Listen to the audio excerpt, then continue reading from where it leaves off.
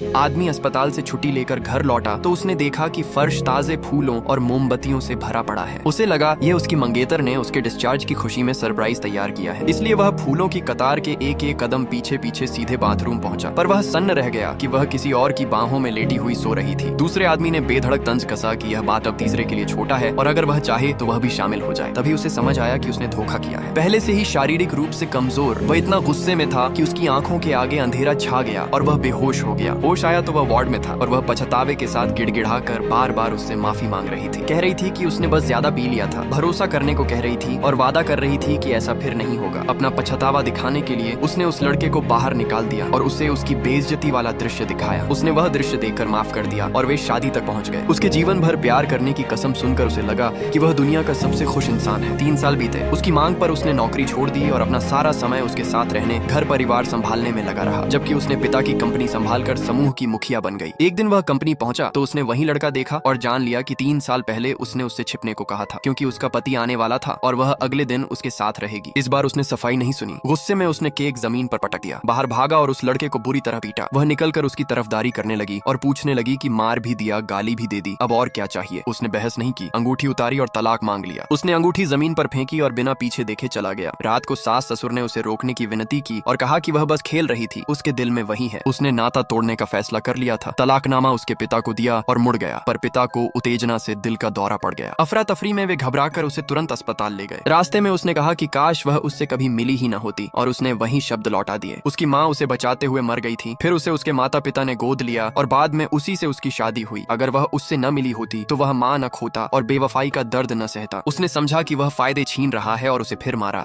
भूल गई कि दुर्घटना से वह भी गंभीर रूप से घायल था। उसे खून की उल्टी करते देख उसने मदद के लिए पुकारा। होश आया तो उसने खुद को बिस्तर से बंधा पाया और वह हिल भी नहीं पा रहा था। वह दवा लेकर आई और सेवा करने लगी, पर वह उसे अनदेखा कर बस तलाक चाहता रहा। उसने कहा कि अब वह उसके माता पिता की मौत के लिए उसे दोष नहीं देती, क्योंकि उसने उसे बचा दिया है, और वह चौंक गया। उसने अतीत भूल कर फिर से शुरू करने की गुहार लगाई और उसने बच्चे के लिए उसे फिर माफ कर दिया। इसके बाद वह डरती रही कि वह उसे छोड़ देगा और उसका नियंत्रण बढ़ता गया। उसने उसकी डिग्रियां फाड़ दी, उसे बाहर काम करने से रोका और निजी जासूस लगाकर उसकी हर हरकत पर नजर रखी ताकि किसी औरत से संपर्क न हो। विडंबना यह रही कि उसने फिर धोखा किया। गर्भवती होकर भी उस लड़के से संपर्क करती रही। उसने तय किया कि वह बच्चे को नुकसान नहीं होने देगा और उसे ढूंढने निकला, पर बाहर निकलते ही उस पर हमला हुआ और उसे चाकू मार दिया गया और यह चोट उसकी जान लेते लेते बची। वह लगभग मर गया। वह वार्ड में आई तो उसकी हालत की परवाह किए बिना बेबुनियाद तस्वीरें फेंककर उस पर बेवफाई का आरोप लगाने लगी। उसे समझ आया ये उस लड़के की चाल है ताकि वह ऊपर आ सके, पर उसने यकीन किया और बच्चे को गिराने की धमकी दी। उसने उसे रोका। उसे लगा वह उसे रोकना चाहता है, मगर उसने उसके हाथ में तलाकनामा थमा दिया और तलाक पर अड़ गया।